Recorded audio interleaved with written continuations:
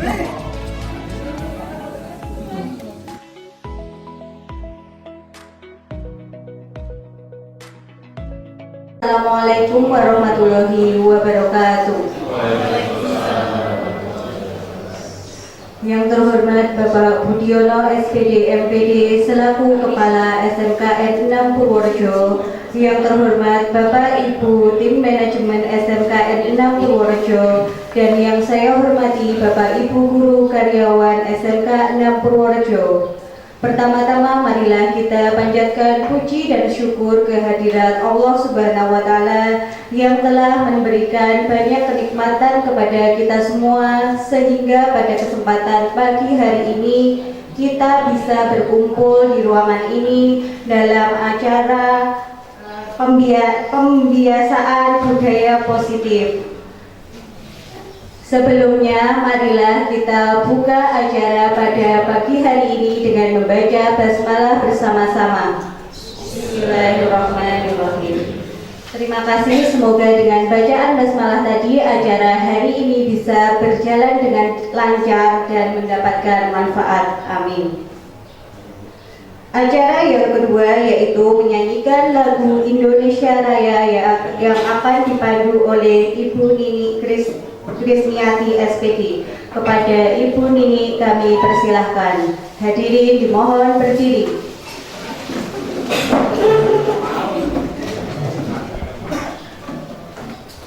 Hiduplah Indonesia Raya.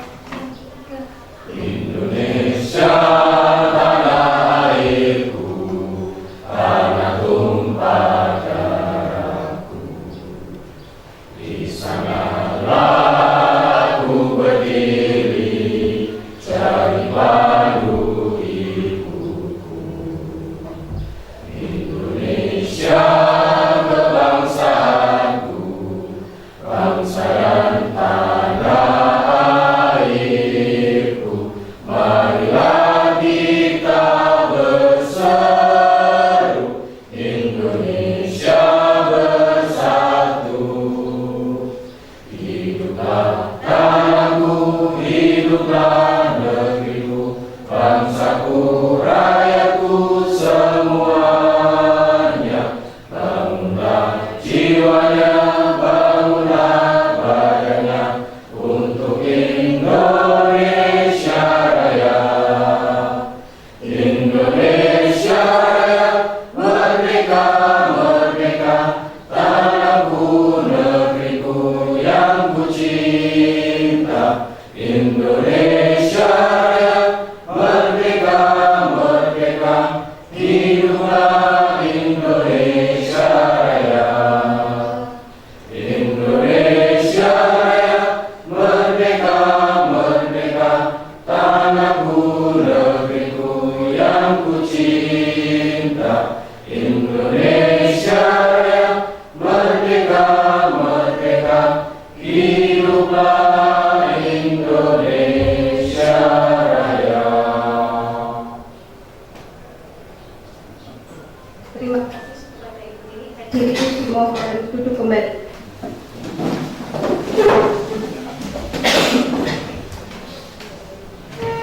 Acara yang selanjutnya yaitu sambutan kepala sekolah yang pada kesempatan hari ini akan diwakili oleh Bapak Herianto SPD.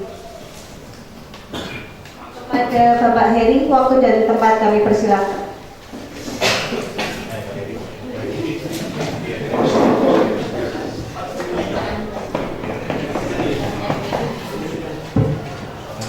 Assalamualaikum warahmatullahi wabarakatuh.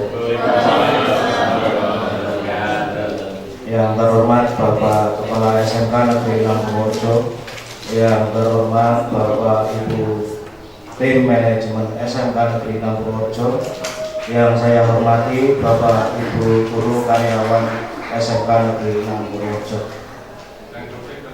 Sebelumnya marilah kita panjatkan puji syukur kehadirat Tuhan Yang Maha Esa yang telah memberikan rahmat dan hidayah kepada kita semua, sehingga kita dapat berkumpul pada hari ini dalam acara sosialisasi dari atau pengimbasan guru penggerak SMK Negeri 6 Purworejo. Sebelumnya mohon maaf, saya mewakili Bapak Bapak Kepala SMK Negeri 6 Purworejo, Bapak Budiono, dikarenakan Bapak Kepala Sekolah ada kepentingan dinas yang tidak dapat diwakilkan dan ditinggalkan. Juga saya ucapkan terima kasih kepada Bapak Ibu sekalian yang telah hadir meluangkan waktu untuk mengikuti program sosialisasi atau pembebasan dari guru penggerak.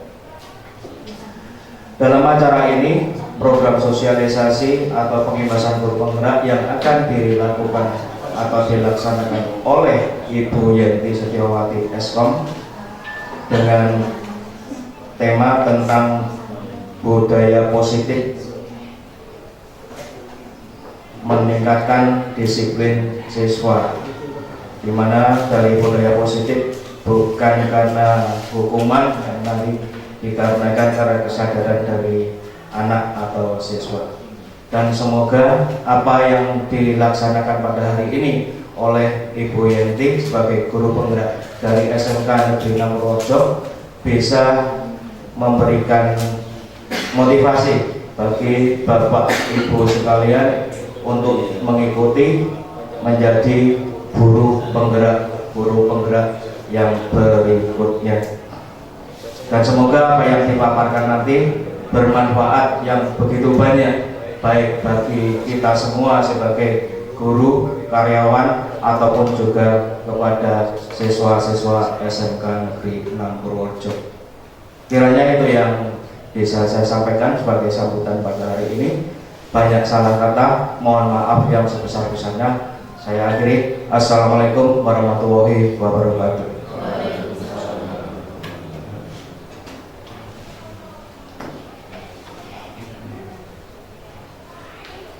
Terima kasih kepada Bapak Herianto Edi yang telah memberikan sambutannya.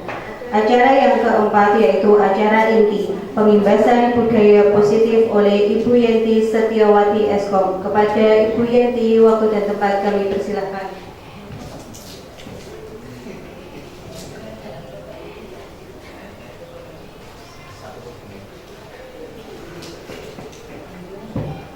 Terima kasih kepada Ibu Desi atas kesempatannya.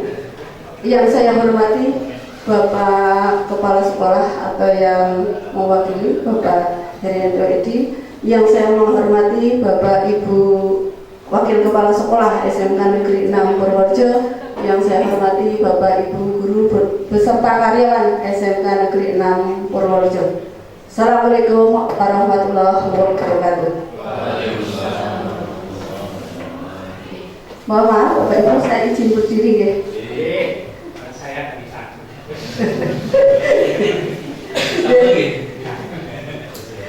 Mohon maaf Bapak Ibu, saya berdiri di sini itu sama-sama sedang belajar ya Pak, bukan karena satu hal, tapi sama mengemban amanah untuk menyampaikan di program guru penggerak kepada seluruh Bapak Ibu guru di sekolah masing-masing begitu ya. Maka pada kesempatan hari ini saya akan melakukan pengimbasan begitu untuk yang sudah dilaksanakan pada program pendidikan guru penggerak. Yang pertama tentunya salawat serta salam puji syukur gitu ya kita aturkan kepada Allah Subhanahu wa taala bahwasanya pada kesempatan siang ini kita diberi kesehatan begitu untuk bisa berkumpul di ruang ini ya, dengan segala nikmat sempatnya, dengan segala nikmat luangnya begitu ya, sehat dan iman gitu, sehingga kita bersama-sama di sini. Sholawat serta salam tentunya kita haturkan kepada junjungan kita Nabi Muhammad SAW yang kita nantikan syafaatnya. Baik Bapak Ibu, yang pertama sekali saya sampaikan ucapan terima kasih kepada Bapak Ibu yang sudah meluangkan waktunya, yang saya nyelok waktunya di sini untuk kegiatan ini ya, aksi nyata. Jadi pada pendidikan guru penggerak ini yang dimulai sejak Agustus kemarin 2022 dan nanti akan berakhir pada bulan Mei 2023. Jadi Bapak Ibu, nah ini bisa ada satu amanah yang nanti menjadi sebuah tugas di mana setiap modul kami menyerahkan aksi nyata, satu modul satu aksi nyata begitu ya. Dan di modul 14 ini aksi nyatanya adalah pengimbasan tentang budaya positif begitu. Jadi di modul 11 kemarin itu tentang filosofi pembelajaran menurut Ki Hajar Dewantoro. Jadi bagaimana sih kita sebagai seorang guru begitu yang tugas kita itu adalah menuntun dan mengarahkan anak sesuai dengan kodratnya masing-masing. Ternyata ini saya juga belajar setiap anak itu punya kodrat,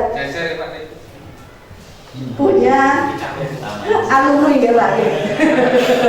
Iya saya juga Pak. Iya Pak. Saya alumni juga. Ya. Satu alma mater gitu Pak.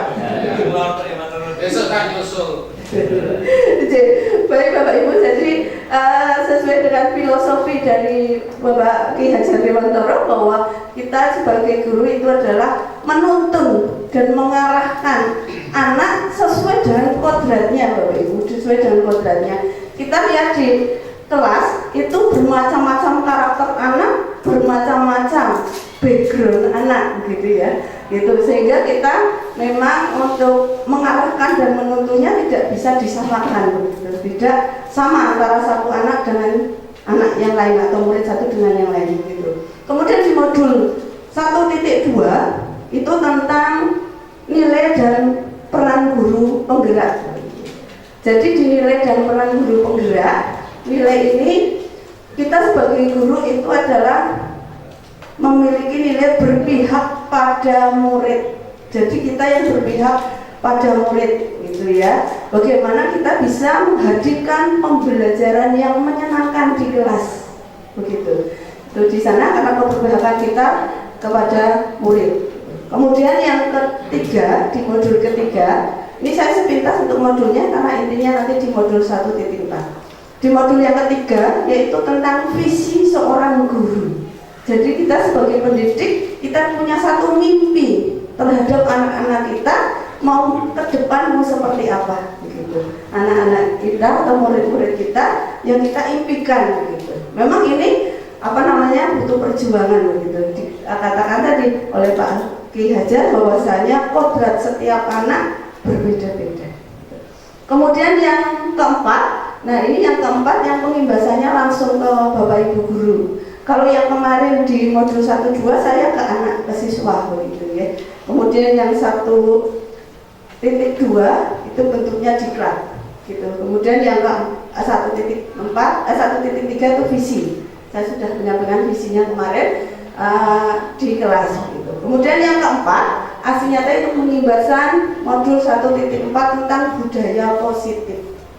Ya, ini juga kembali karena kita sebagai guru berpihak kepada siswa, bagaimana bisa menciptakan ini budaya positif ke siswa. Jadi siswa bisa memiliki disiplin positif, tetapi bukan karena takut oleh hukuman, tapi kita memunculkan kesadaran anak bahwasanya yang saya lakukan ini adalah sesuatu yang saya pertanggungjawabkan, sesuatu yang hal-hal baik, tapi bukan takut karena ada aturannya, ada hukumannya, bukan seperti itu. Jadi itu, ya. Jadi tujuannya apa sih di sini begitu ya? Tujuan dari budaya positif menciptakan murid yang memiliki disiplin diri yang kuat, gitu ya. Tadi dengan adanya kesadaran siswa, kesadaran murid, gitu. Ya. Jadi bukan karena melakukan sesuatu, ini bukan karena takut atau takut karena peraturan atau hukuman, ada juga yang melakukan sesuatu karena penghargaan Bapak Ibu. Kalau yang selama ini kita lakukan kan, kamu melakukan kesalahan berarti dihukum. Itu padahal kita tidak pernah melakukan kesepakatan dengan siswa. Hukuman itu harus sesuatu harus kita lakukan kesepakatan dengan anak. Sehingga pada saat kamu salah dihukum gitu, dasarnya mana kesepakatannya gitu. Kemudian yang kedua, menumbuhkan budaya positif di sekolah dengan meyakini nilai-nilai kebijakan universal.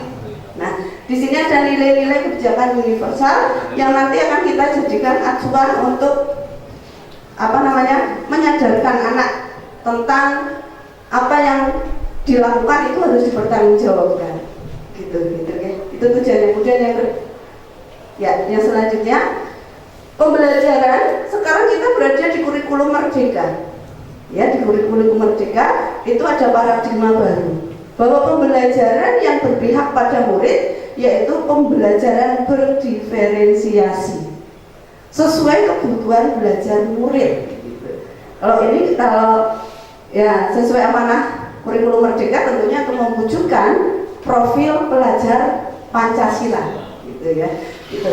Jadi berdiferensiasi. Di sini pada saat kita mengajar itu kita bisa melakukan diferensi kepada anak. Dalam artian apa? Tidak semua anak kita samakan. Diferensiasi itu ada 3. Yang pertama diferensiasi konten. Jadi pada saat kita mengajar kita menyiapkan beberapa bahan untuk anak.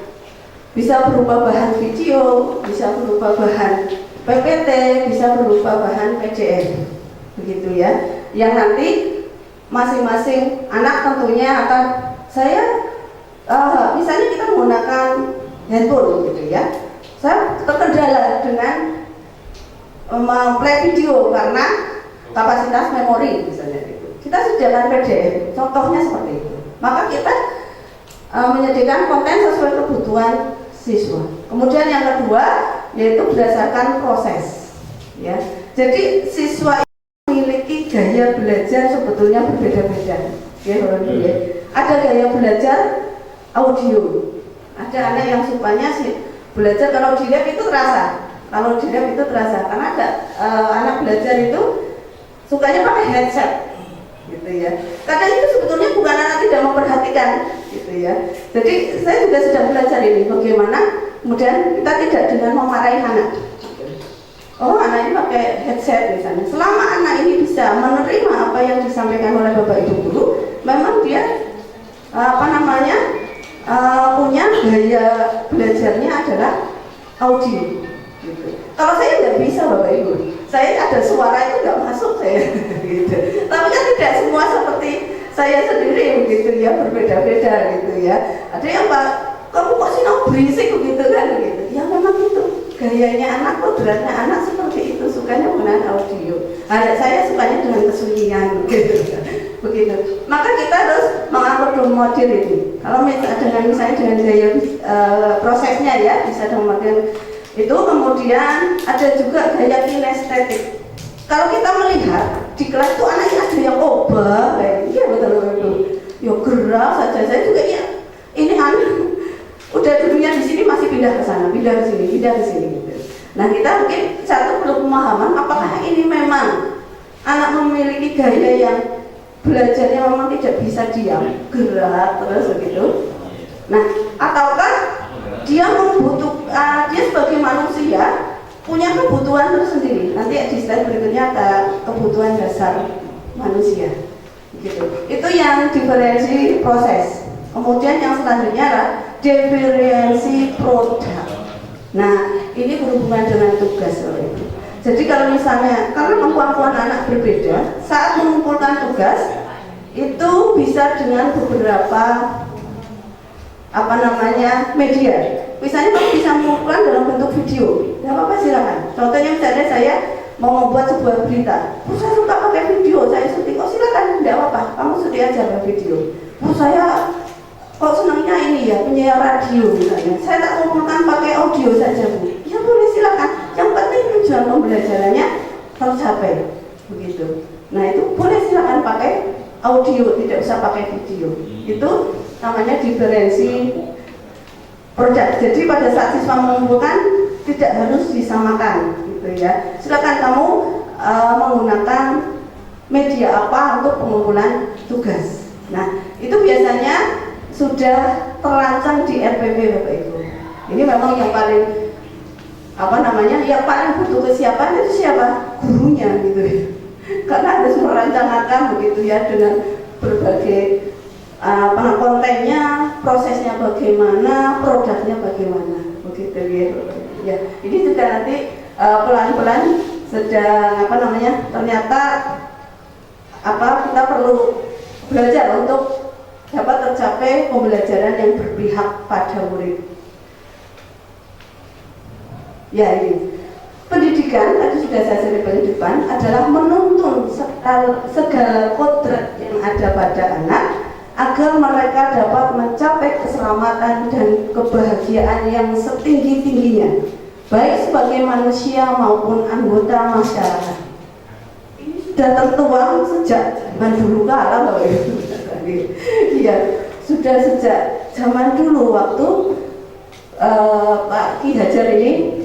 Nah, jadi kita itu sebagai guru menuntun segala kodratnya, bukan membiarkan, tapi menuntun. Oh, ini punya permasalahan A, ini punya kelebihan B, ini punya latar belakang A, ini punya latar belakang B. Nah, kita tuntut supaya bisa mencapai kebahagiaannya begitu. Kebahagiaannya tentunya karena nanti pusatnya ada di pendidikan, tercapainya atau tidak kita bisa mengarahkannya itu ya pada saat ada di sekolah. Makanya itu kita katakan kita adalah orang tua pada saat berada di sekolah begitu ya, sebagai orang tua anak gitu. Kalau di rumah ketemu dengan bapak ibunya, di sini juga ketemu dengan bapak ibunya begitu ya. Nah, terus ya ini sampai ke budaya positif. Kalau tadi masih penjelasan, yaitu nilai-nilai atau kebiasaan atau keyakinan di sekolah yang berpihak pada murid. Ini sudah tertuang dalam kurikulum Merdeka, di mana di sana ada nilai-nilai kebajikan di dalam profil pelajar Pancasila. Oke. Di dalam profil pelajar Pancasila itu di sana ada beriman dan bertakwa kepada Tuhan Yang Maha Esa dan berakhlak mulia. Ini fondasi dasar yang paling utama, gitu ya. Kemudian juga di sana ada mandiri, inovatif, kemudian berpikir kritis, begitu ya. Itu sebenarnya ya amanahnya atau ya yang tertuang dalam profil pelajar Pancasila sudah luar biasa, gitu. Jadi kita dititipi, maksudnya kita punya anak-anak di sini, gitu ya, untuk bisa kita memberi kebahagiaan kepada anak-anak dengan pembelajaran yang menyenangkan. Ya, disiplin positif yang selanjutnya ini ya, cara menerapkan disiplin dengan kesadaran siswa tanpa adanya ancaman, rasa malu, karena tetapi karena adanya kesadaran murid untuk menyelesaikan masalah. Jadi disiplin positif itu jadi menerapkan disiplin gitu ya, tetapi murid lakukan dengan kesadaran diri, bukan karena hukuman atau ancaman gitu ya. Ya saya sendiri kadang walaupun hukumannya positif gitu ya, saya juga masih kadang kemarin itu saya masih menerapkan hukuman gitu Pak. Ya, hukumannya itu positif sebetulnya gitu ya, saya terapkan. Tapi ini saya juga sedang gali kembali gitu. Apakah dengan kesadaran? Jadi kemarin saya memberikan hukuman ke anak gitu ya. Bagi anak yang terlambat 5 menit, tadi ada siswa saya ini sudah kita buat kesepakatan waktu itu ya. Ya, bagi yang terlambat 5 menit maka silakan anak langsung ke perpustakaan. Nah ini yang sering membukakan untuk membaca surat Al-Waqiah atau Yasin. Itu saya juga sudah berusaha positif, tapi ini sudah sedang saya gali kembali. Apakah kehadiran anak tepat waktu jam 7 itu karena nanti saya kalau telat 5 menit disuruh baca Al-Quran sendiri lagi di perpustakaan, begitu ya, gitu. Tetapi bagaimana anak, saya hadir jam itu, ini adalah tanggung jawab saya punya kewajiban datang jam 7. Nah itu yang diharapkan dari budaya positif. Kemudian yang kedua, dalam menerapkan disiplin positif, murid diajak kembali mengingat keyakinan kelas yang telah dibuat dan mencarikan solusi penyelesaiannya dengan kesadaran. Nah, jadi Bapak Ibu di dalam kelas itu saya membuat kesepakatan dengan siswa, ya, dengan siswa apa sih yang kita sepakati, itu sehingga nanti pada saat terjadi hal-hal yang tidak sesuai akan dikembalikan kesepakatan. Ini kesepakatan dulu, begitu seperti ini. Berarti kamu melanggar yang mana? Kesepakatan yang kita setujui. Tetapi kesepakatannya ini Bapak Ibu berlaku untuk siswa dan guru. Jadi kalau saya buat kesepakatan, makanya kadang jam 7 saya lari-lari gitu. Karena saya sudah buat kesepakatan kok dengan anak, saya tidak mau, maksudnya selanggar. Walaupun kadang karena berbeda ya siswa dan guru, kadang masih harus diselesaikan tugas dan lain-lain. Tapi saya berusaha misalnya karena ini sudah oke, kita sepakat jam 7 masuk terlambat 5 menit, maka ada konsekuensinya. Maka jam 7 kita lari masuk. Kalau tidak ya penerapannya nggak susah begitu. Itu dimulai dari guru yang disepakati dan digunakan oleh siswa dan guru. Ya. Ya, ini ya Bapak Ibu. Jadi nilai-nilai kebajikan profil pelajar Pancasila. Ini amanah dari kurikulum Merdeka dari yang kita gunakan saat ini. Yang pertama tadi sudah saya sampaikan, beriman bertakwa kepada Tuhan yang Maha Esa dan berakhlak mulia, begitu ya, luar biasa begitu, dengan fondasi yang sangat kuat. Begitu kurikulum Merdeka memberikan harapan ya terwujudnya anak-anak yang beriman bertakwa kepada Tuhan yang Maha Esa. Kemudian yang kedua berkebinekaan tunggal. Yang ketiga mandiri, yaitu menjadi anak-anak yang dia mandiri dengan segala kesadarannya, begitu ya. Kemudian yang keempat bernalar kritis, begitu ya. Jadi gini Bapak Ibu, kalau kelas ramai itu bukan berarti kelas tidak menyenangkan loh. Ya, jadi saya juga suka dengan kelas ramai, begitu ya. Karena berarti kelas itu hidup. Ya, tidak diam semuanya, bingung Pak Ibu, kelasnya diam semuanya begitu ya. Tapi ya, saya kira diam semua, silakan berpendapat, diam lagi. Itu juga bingung Pak Ibu. Saya juga bilang ini diamnya kenapa gitu kan. Nah, yang pertama tentunya kita jangan menimbulkan image wah saya tidur dulu. Karena kita orang tua dan juga teman yang sedang menuntun anak-anak begitu. Maka ada satu kelas saya yang ramai gitu kan, pembelajaran kok ramai, saya suka banget. Dalam artian berarti sana kalau saya menyampaikan sesuatu sana berpendapat, ramainya tentunya ramai berpendapat ya. Nah itu malah menyenangkan, waktunya tidak terasa. Nah itu memang bagaimana mengkondisikan ramainya ini ramai dalam anak-anak mengeluarkan pendapatnya. Karena pendapat itu kan nggak ada yang salah, gitu ya. Nggak ada yang salah, Bu begini, ya apa itu pendapatnya anak memang, gitu. Karena kalau kita menyampaikan materi terus kita juga cari ya Bapak ya, gitu. Tapi kalau anak ada umpan balik, ada feedback dari anak, itu tidak terasa waktunya. Loh, kok sudah selesai gitu. Padahal 6 jam gitu, begitu. Ya. Oke, ini Bapak Ibu, anak-anak biasanya melakukan sesuatu yang tidak sesuai begitu, tidak sesuai dengan aturan atau hal-hal baik begitu ya. Itu karena biasanya setiap manusia itu memiliki kebutuhan dasar manusia. Yang pertama adalah bertahan hidup. Ini kebutuhan yang utama. Bertahan hidup itu kebutuhan seperti apa ya? Seperti ini, makan, ya, betul. Seperti makan, tidur. Jadi jangan kaget Bapak Ibu, saya itu juga kadang jam 10.00 istirahat Bu. Nah, ternyata itu anak memenuhi kebutuhan hidup ini loh Pak, bertahan hidup loh.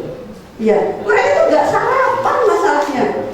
Jadi kalau saya ajar jam 10 itu sudah diberi kode. Ya sudah kita kalau memang sudah jam nggak apa-apa, oke kita silakan. Karena memang kalau pagi nggak sarapan, ya lapar Bapak Ibu gitu kan. Kalau kita mulung gitu, anak sholat butuh istirahat. Jadi saya sendiri sedang belajar ya, bukan anaknya kok saya lagi ngajar kok misalnya dihentikan gitu, bukan gitu, karena memang anak punya kebutuhan dasar begitu ya, kita maklumi selama tidak istirahat jam 10 kok jam 9 selesai, nah itu jarang tapi itu loh ya, selesainya karena sudah di jam istirahat gitu. Kemudian yang kedua, kasih sayang dan rasa diterima. Nah ini apalagi anak-anak SMA itu kadang sedang mencari jati diri gitu, mencari jati diri gitu, sehingga mereka butuh untuk diterima. Kadang mereka itu berbuat sesuatu mencari perhatian, ternyata mencari perhatian gurune gitu ya, mencari perhatian kamu gitu lah. Iya, ternyata mereka ini kebutuhan rasa ini dikasih sayangi gitu kan, rasa diterima. Kembali tadi ya, kalau bisa mengingatkan bahwa anak datang ke sini dengan berbagai macam kodratnya gitu ya, dengan berbagai macam hal-hal di belakang kita yang seperti gunung es Bapak Ibu. Jadi kalau gunung es kita lihat hanya pucuknya ya, pucuknya sepertinya nanti nggak apa-apa, nggak ada masalah gitu. Tapi yang namanya gunung es di belakang, di bawah yang tidak kita tampak itu, di bawah lautan itu sungguh luar biasa yang tidak kita tahu, yang perlu mungkin kita gali gitu untuk yang perlu kasih sayang. Jadi kalau misalnya memang ada anak yang seperti itu, dari pengalaman saya dulu, saya pernah ngajar begitu ya, ini berbagai pengalaman ngajar itu, tapi alumni dulu sudah gitu ya. Saya pertama kali masuk begitu ya, di tahun ajaran baru begitu, itu anak banting pintu loh Bu, anak itu banting pintu jebret gitu ya. Tapi saya kan belum begitu mengenal ini anak, karena baru gitu ya, ini anak kenapa gitu. Nah itu ternyata memang dia itu, saya tanya, kamu ada masalah? Enggak ada masalah. Kemudian di rumah gimana? Ya baik-baik saja. Kenapa? Kemudian kok melakukan, maksudnya apa yang menjadi alasan? Anak itu mau berbuat sesuatu itu karena alasan mesti, pasti ada alasannya. Ternyata itu butuh perhatian gitu ya, butuh perhatian gitu. Jadi memang butuh kasih sayang. Kemudian yang ketiga itu penguasaan. Gini Bapak Ibu, yang penguasaan ini saya juga, ini sebenarnya saya belajar pada saat penguasaan loh, saya ini ulangan sewengi wis sinau semalaman begitu ya, wis sinau sesuk garap gitu. Ternyata ini sering tanya, Bu nilainya mana gitu kan, itu dia ingin buat saya jangan mana hasil saya begitu, itu sering kadang saya juga ditanya begitu. Loh Bu nilainya mana gitu kan, saya kemarin sudah ulangan, itu saya ya, ingin kadang terlambat memberikan nilainya gitu. Itu karena dia punya kebutuhan dasar, punya saya begitu kan, walaupun tidak disadari begitu.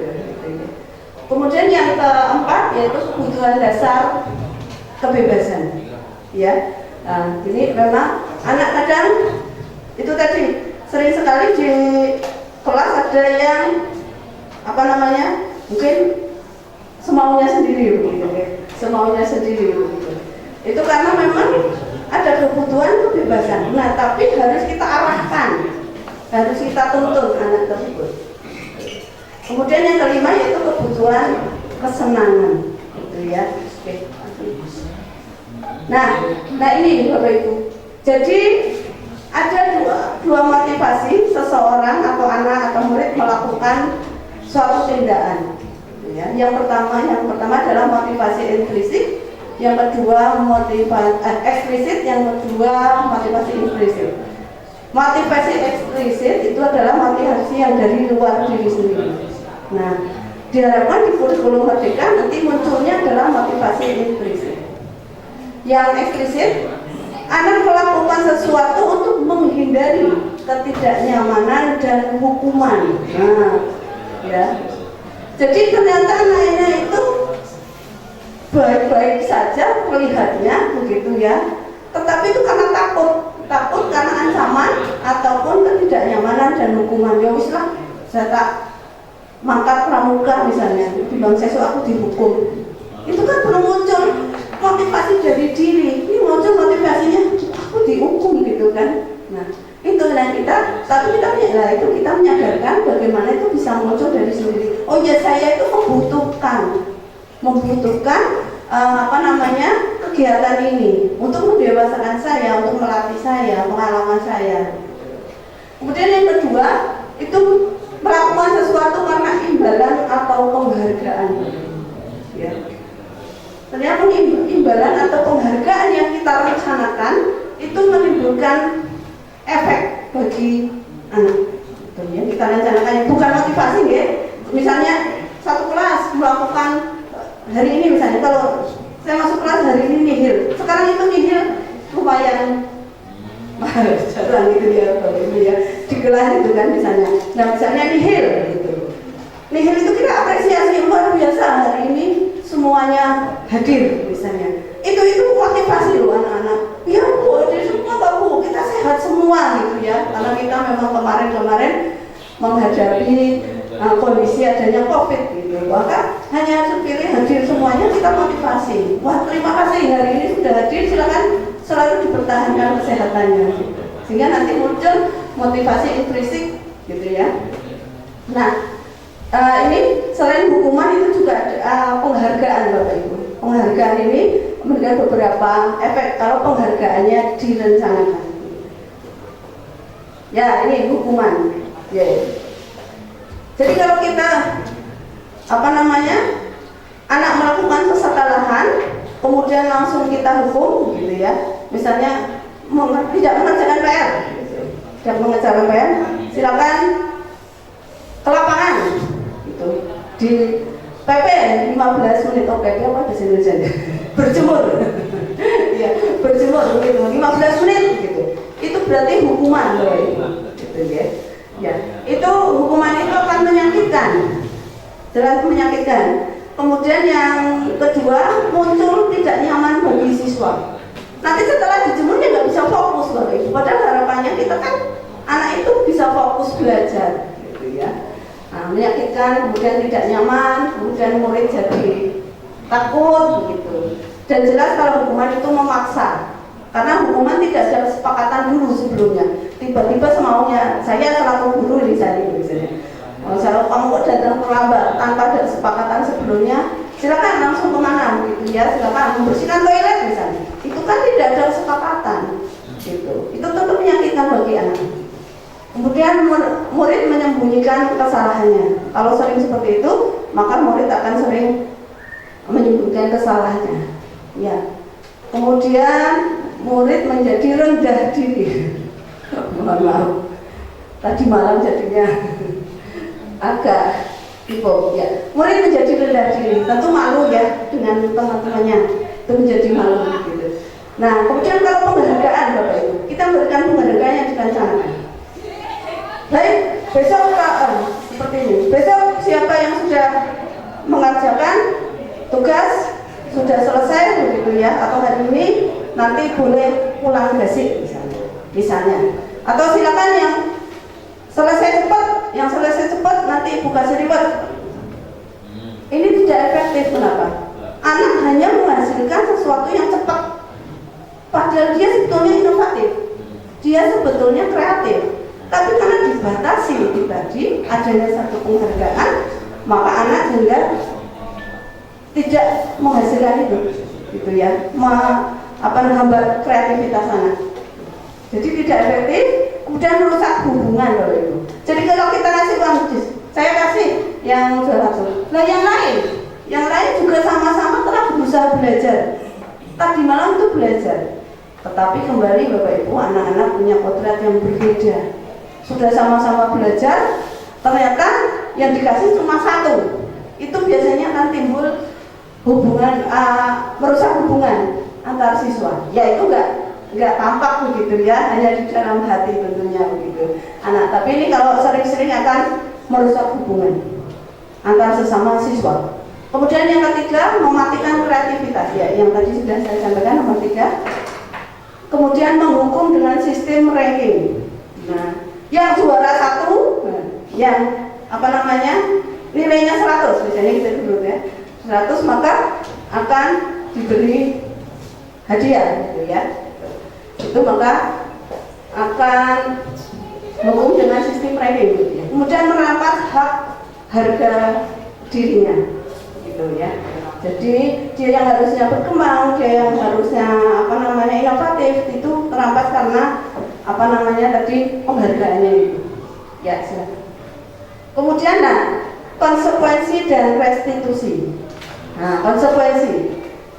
Contohnya kalau misalnya pelajaran saya, nih pelajaran saya tadi terlambat, silakan lari ke lapangan 10 kali. Itu hukuman apa konsekuensi ya Bapak Ibu? Hukuman atau konsekuensi? Hukuman.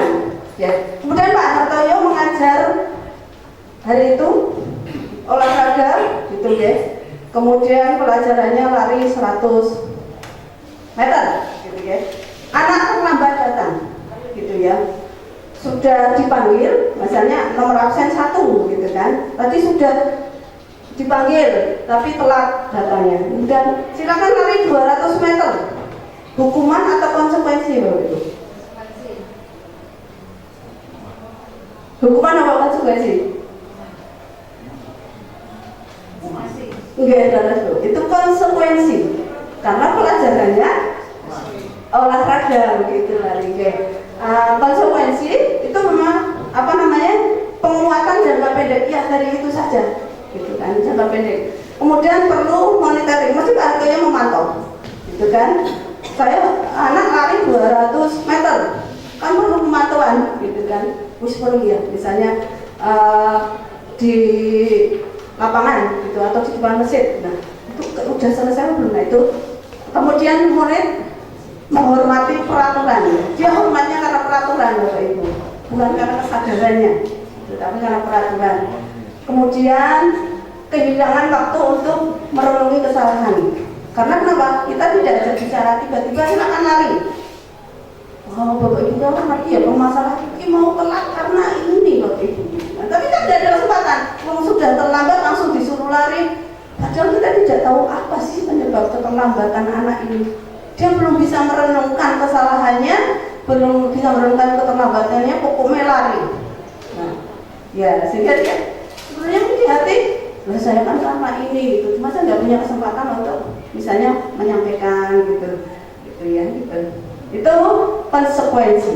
Nah, kemudian yang ini yang diharapkan motivasi intrinsik, yaitu melalui restitusi. Ini Bapak Ibu budaya positif yang tadi diharapkan sesuai kurikulum merdeka atau yang dari amanah gitu ya, dari modul 1.4 adanya restitusi. Ya bukan hukuman, bukan penghargaan, bukan konsekuensi, tapi restitusi. Apa restitusi itu? Yaitu murid bertanggung jawab untuk perilakunya.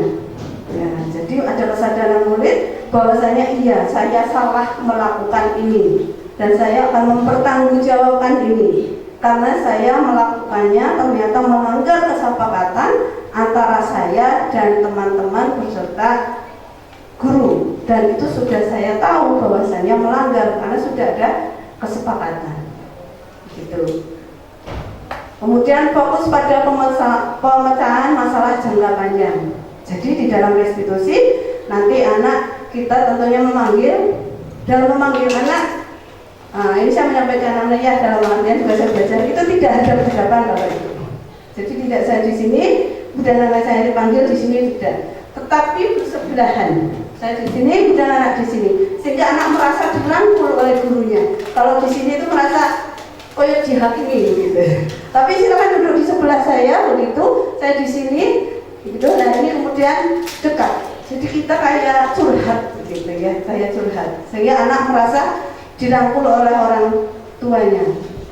Jadi disitulah kita fokus pada pemecahan masalah supaya sadar telah melanggar keyakinan kelas, dan tentunya kalau ada kesadaran tidak akan mengulangi lagi gitu ya. Kemudian yang ketiga, murid menghormati dirinya dan orang lain. Oh iya ya, saya itu salah, mau saya wis gawe aturan dewek kok saya langgar sendiri. saya sudah buat aturan sepakat dengan teman-temannya, dengan bapak ibu gurunya, kok saya melanggar sendiri. Berarti ini kan saya tidak menghormati orang lain, gitu kan. Kemudian yang keempat, murid bersemangat untuk memperbaiki permasalahannya. Nah ini bapak ibu, peran kita dalam mengontrol siswa itu ada 5. Nah, 5 posisi kontrol dulu. Nah, posisi mana yang kita jalankan nanti dengan restitusi. Yang pertama yaitu sebagai penghukum. Ya saya merefleksi diri gitu ya, saya merefleksi diri. Kemarin saya itu sebagai guru apa ya gitu. Penghukum kan, karena kesalahan aku saya hukum gitu kan.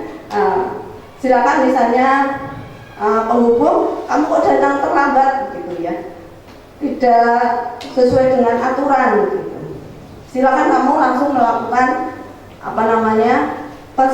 konsekuensinya atau hukumannya gitu. Silakan misalnya membersihkan toilet atau hukuman yang lain gitu. Itu maka kita sebagai penghukum.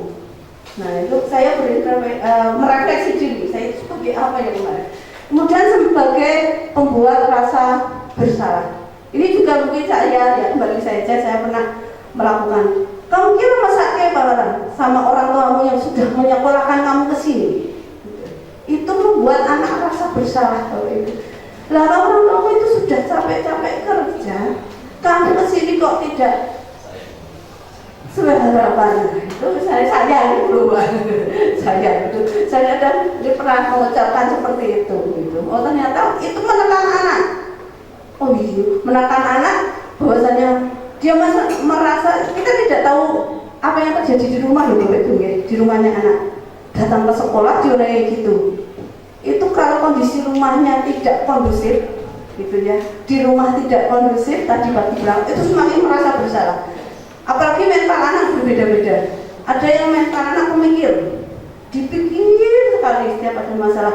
Wah, kok saya kayak gini ya? Yang mungkin juga tidak apa-apa ya, tapi yang pemikir, iya aku semakin salah kok. Itu kan muncul seperti itu, ya, muncul rasa bersalah bagi anak. Kemudian peran kita sebagai teman. Nah, ini sebagai teman. Seperti apa? Ya biasanya kita melakukan gini. Jawabis lah apa-apa, ini saya sudah diulangi ya. Itu anak juga menyepelekan, ya. Karena rapopo lah, para Bu Yanti gitu kan ya. Paling rapopo gitu kan gitu. Nah, itu peran kita sebagai teman gitu. Nah, ini nanti sama-sama kita merefleksikan diri kita sebagai apa gitu kontrolnya. Kemudian yang keempat sebagai pemantau, gitu ya. Jadi sebagai pemantau itu nanti kalau misalnya kamu tidak melakukan seperti ini, nanti saya laporkan. Pantau terus. Kalau nanti kamu suatu hari, ya, sebelum saya laporkan, jadi itu dipantau terus berarti ya.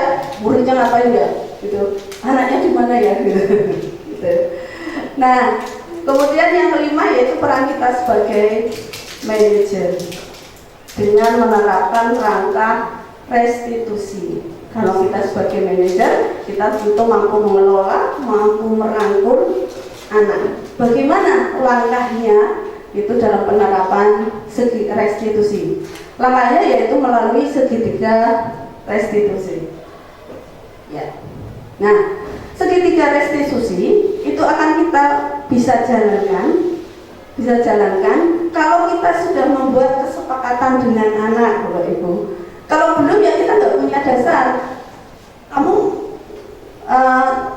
melakukan ini, membuat ada kesepakatan apa yang tidak dilakukan? Kan kita nggak ada kesepakatan kelas tentang keyakinan kelas. Maka tindakan yang saya lakukan ini Bapak Ibu, saya membuat kesepakatan kelas dengan anak itu, gitu ya.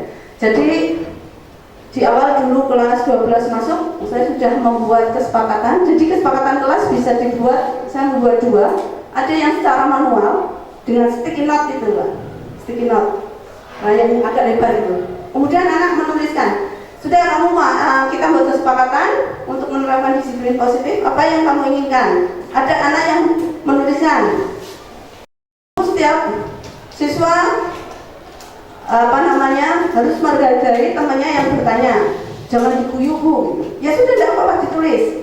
Terus yang satu menulis, bu kalau sekolah nggak boleh make upan, itu ya ditulis begitu. Itu nanti semua menulis, kita akan menemukan satu kesepakatan.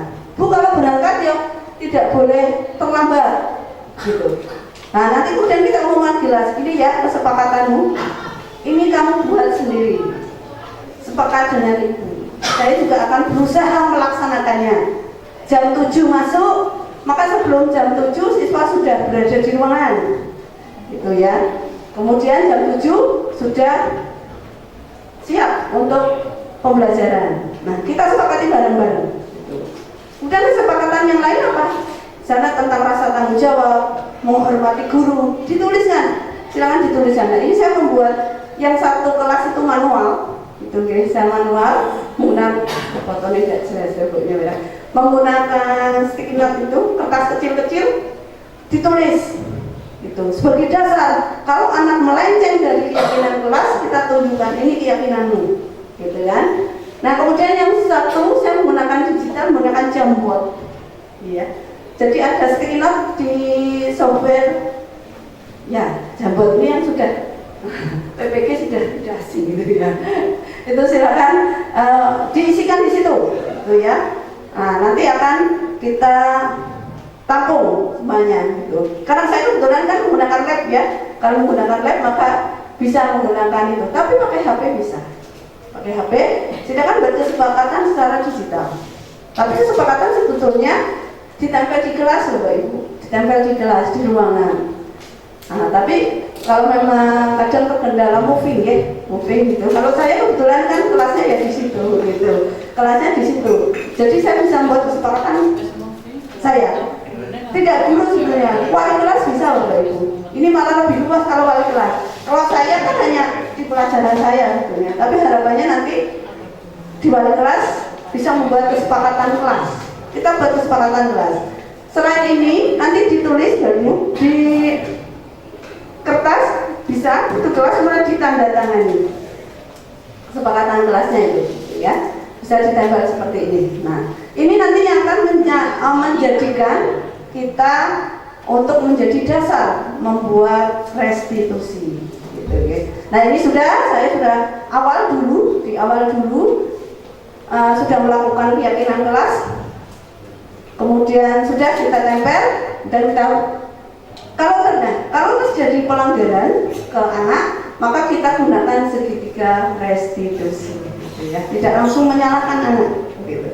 Tapi segitiga restitusi itu dengan menggunakan validasi tindakan yang salah. Jadi kita memvalidasi, kenapa sih kamu melakukan itu? Jadi kita panggil dengan posisi tadi tidak berhadapan-hadapan, tetapi kita rangkul. Ini memang kadang kita perlu menahan emosi gitu ya.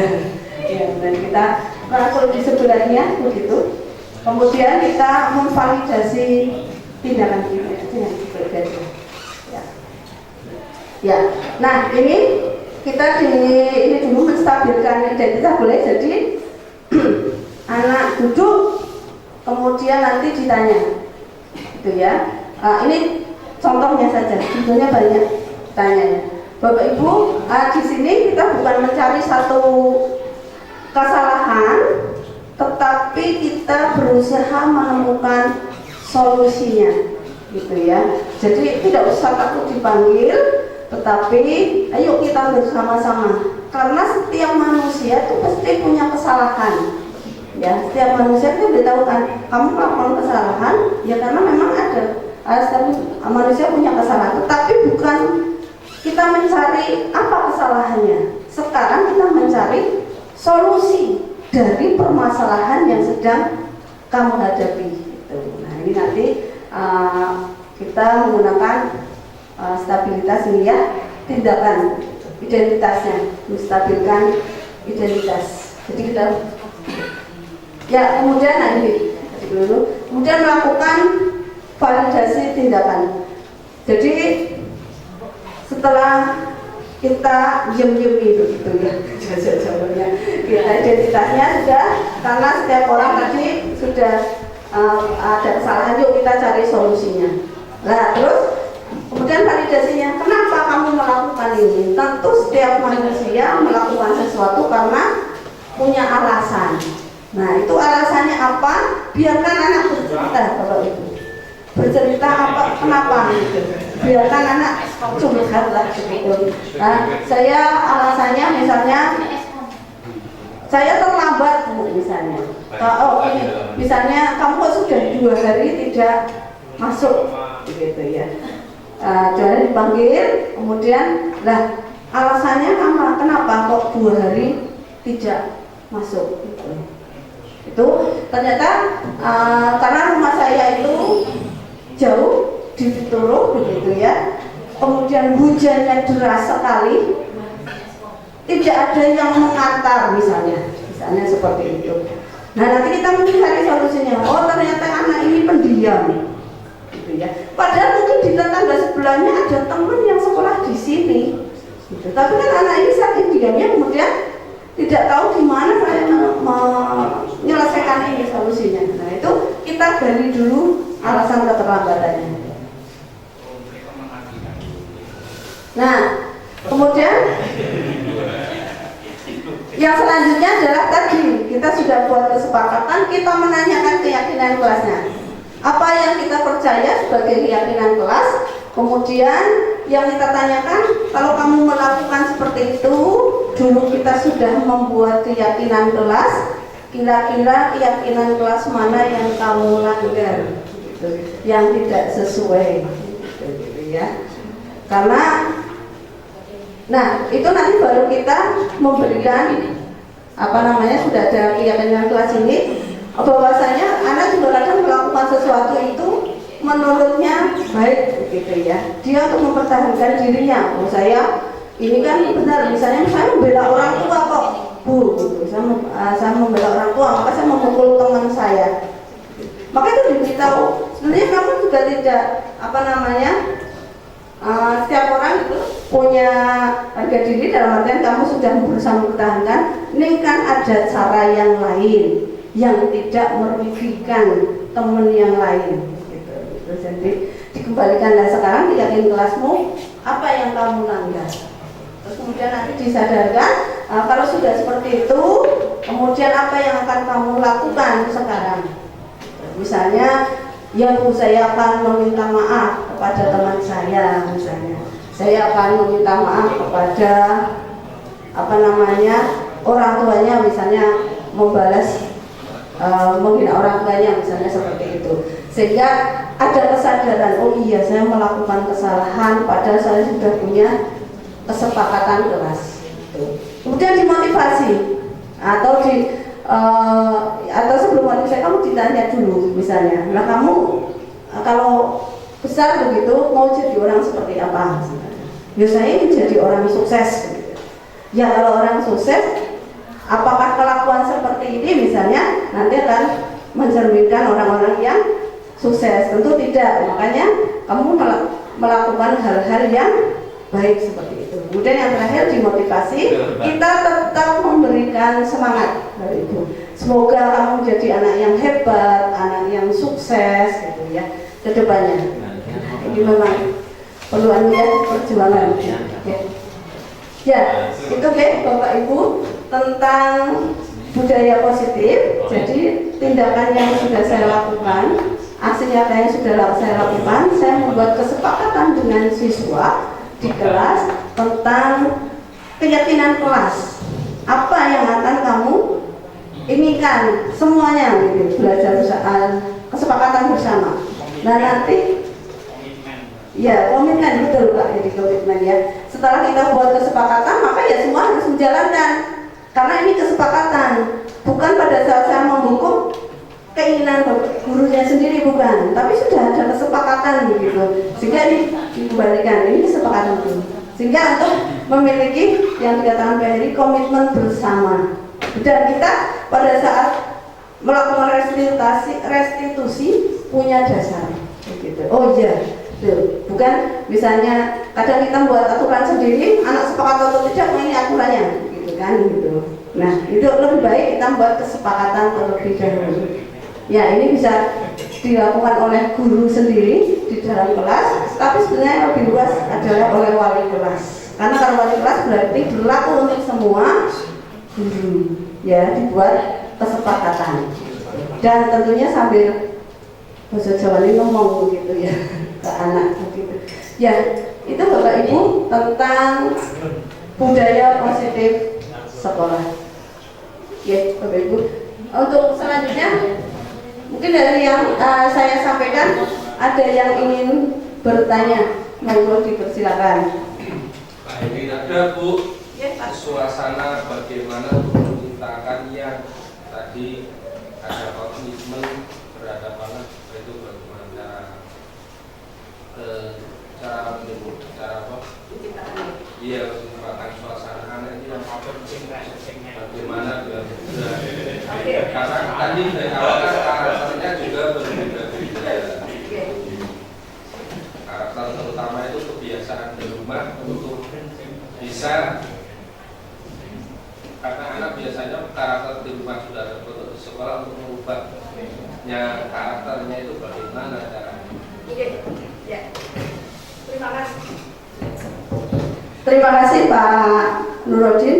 Jadi bagaimana mengkondisikan anak untuk bisa merubah karakter dalam artian begini, kita memang tidak bisa mengendalikan orang lain ya Bapak Ibu. Jadi kita tidak bisa mengendalikan orang lain, tapi bagaimana kita mengarahkan anak gitu ya, mengarahkan anak untuk ke arah yang lebih baik, supaya memiliki karakter yang lebih baik. Oke, gitu. Terima kasih Pak Nuruddin, itu pertanyaannya. Kemudian bagaimana Bapak Ibu?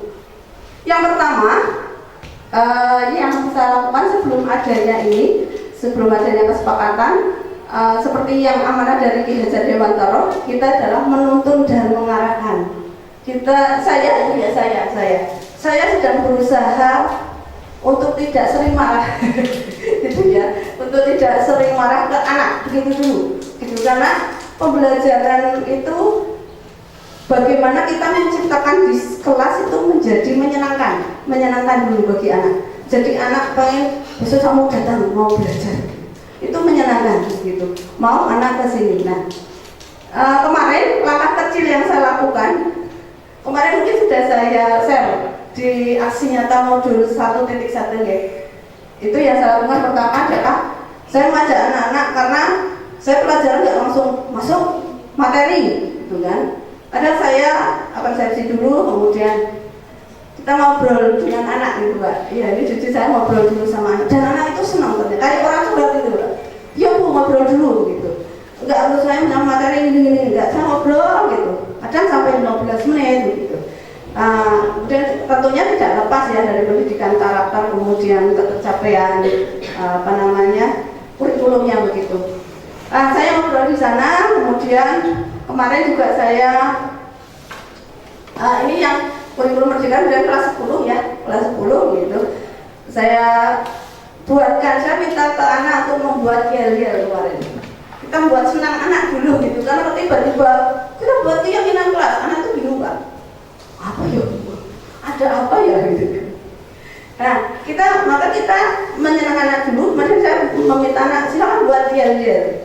Ya apa kita buat yel-yel supaya anak itu di kelas senang, gitu ya. Saat ngantuk, ayo berdiri, yel-yelnya dijalankan lagi begitu misalnya. Kadang-kadang udah lelah, karena kan saya 6 jam ya, 6 jam kadang ada saatnya juga lelah anak begitu. Nah, kemudian yang kedua itu setelah membuat yel-yel, kalau di kelas itu dibuat ice breaking Pak, ya gitu. Jadi nggak apa-apa, ayo lemaskan tangan, itu suasana kelas jadi hidup begitu kan. Ya, kita membuat ice breaking di tengah-tengah pelajaran yang sudah jenuh gitu. Udah sore, itu hujan, habis istirahat makan wis ngantuk komen. Gitu ya, pelajaran atau gitu. Nah, itu kemudian kita ice breaking. Sekarang kan sudah ada LCD di setiap kelas. Ya, senam-senam kecil lah, senam kecil itu kemarin saya lakukan. Senam kecil ya, ini ya, senam itik apa senam apa, pokoknya anak seneng gitu ya. Itu akan bangun lagi kan, fresh lagi gitu kan. Gitu. Nah itu, kemudian setelah anak bisa menyatu dengan kita Pak, dengan kita sudah menyatu sudah merangkulnya begitu, nanti kita akan lebih mudah mengarahkan anak, gitu. Kita akan lebih mudah untuk mengarahkan anak-anaknya. Gitu. Memang yang saya pelajari itu, saya mengurangi marah.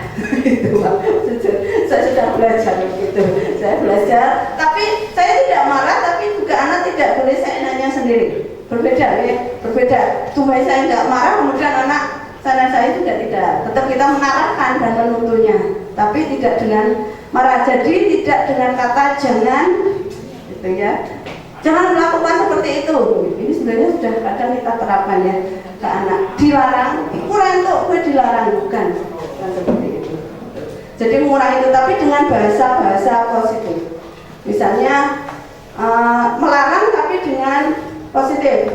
Soalnya contohnya kamu naik sekolah itu ya nggak boleh pakai sendal, jangan pakai sendal gitu kan.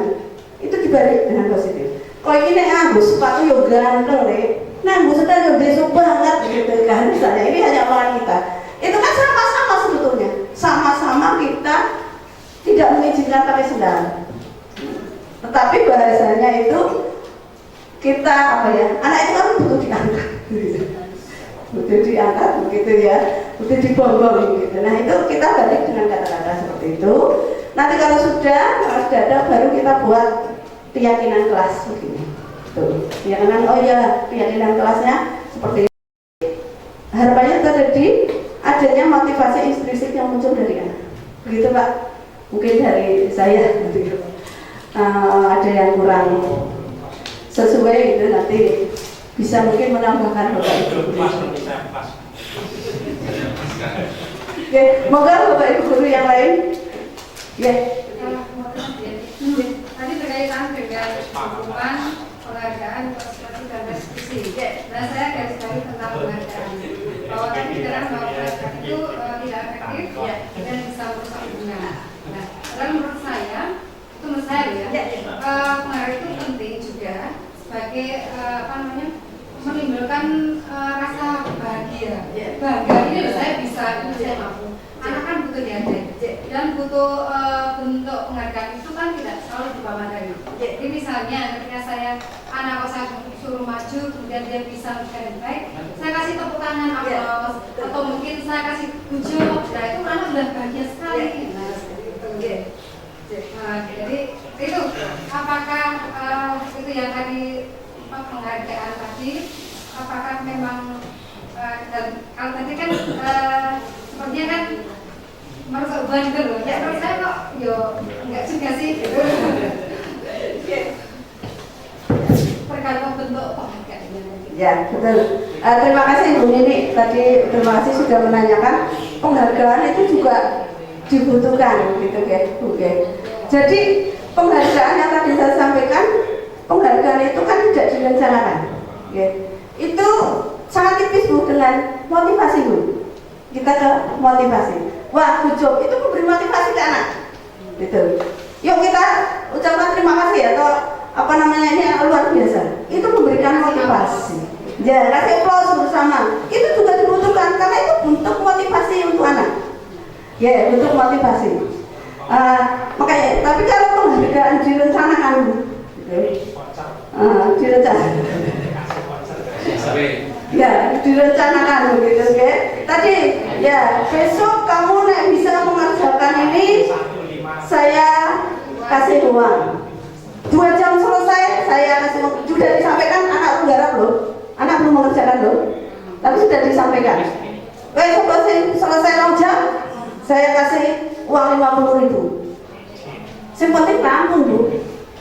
Yang penting itu anak rampung, mau tadi mematikan kreativitas. Itu kan. Terus bagi hubungan yang lain, itu kan kemudian anak merasa, wah aku sebenarnya rasa apa ya.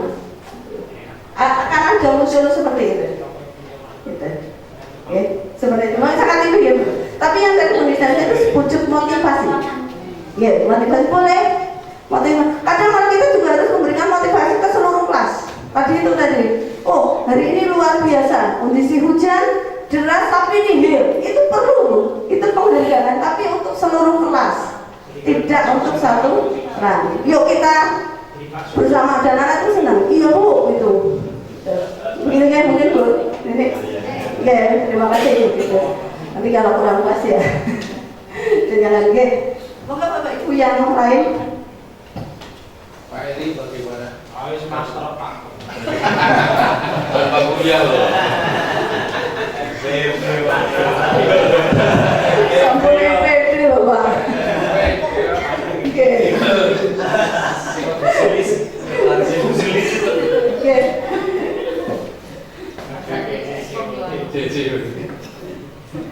Saya tersalib satu langkah dengan Pak Eri. SPD Muhammadi. Oke, kata ya Bapak Ibu. Kalau memang tidak ada pertanyaan, sekali lagi saya mengucapkan terima kasih. Mohon maaf waktunya agak banyak sebelum rapat begitu. Kemudian saya mohon maaf kalau tadi dalam penyampaian ada ucapan, tentunya ucapan yang keliru gitu ya. Saya mohon yang sebesar-besarnya. Sekali lagi terima kasih. Saya tutup. Assalamualaikum warahmatullahi wabarakatuh. Bintangnya sudah mana? Mau pencet bintang. Ya kan disuprek. Mau bintang kan lonceng. Sama juga. Yang lonceng yang sama itu.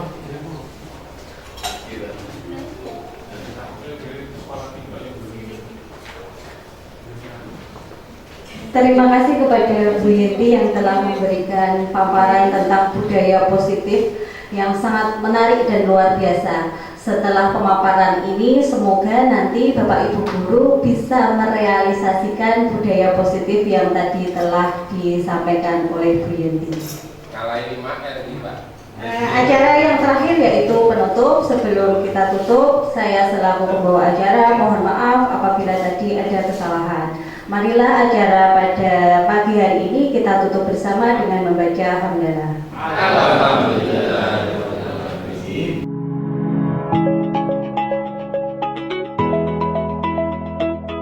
Dari penyampaian diseminasi budaya positif yang telah disampaikan oleh Bu Yenti Setiawati selaku calon guru penggerak, menjadi pengalaman baru untuk menciptakan disiplin positif pada murid, yaitu munculnya kesadaran untuk melakukan hal-hal baik dan dilakukan dengan penuh tanggung jawab.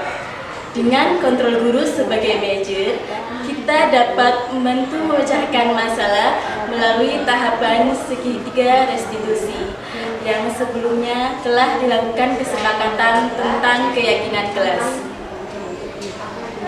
Pada saat murid melakukan tindakan yang tidak sesuai, dapat kembali diingatkan tentang keyakinan kelas, sehingga permasalahan dapat terselesaikan dengan penuh kesadaran, bukan takut akan hukuman. Dengan keyakinan kelas dapat memberikan acuan kepada saya untuk melakukan hal-hal baik dengan penuh kesadaran dan tanggung jawab. Dan apabila ada masalah, akan dicarikan solusinya untuk kembali kepada keyakinan kelas yang telah disepakati. Sehingga kami melakukan hal-hal baik dengan penuh kesadaran, bukan takut karena hukuman.